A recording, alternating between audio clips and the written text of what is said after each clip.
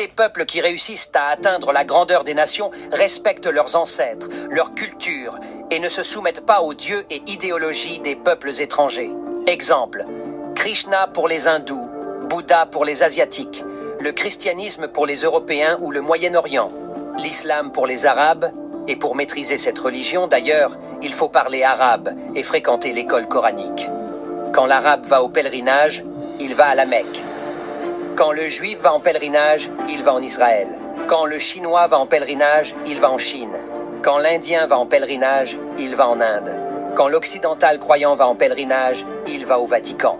Mais quand l'Africain va en pèlerinage, soit il va à la Mecque, en Chine, au Vatican, en Inde, soit en Israël, jamais chez lui en Afrique, comme les autres le font. Il n'y a que les Africains qui, dans leur grande majorité, regardent ailleurs que chez eux pour donner leurs énergies spirituelles aux ancêtres des nations étrangères esclavagistes. L'analphabète du XXIe siècle ne sera pas celui qui ne sait ni lire ni écrire, mais celui qui ne saura pas apprendre, désapprendre et réapprendre. Avant de diaboliser les pratiques de mes ancêtres, cherche à savoir où ta religion a fourré ton esprit.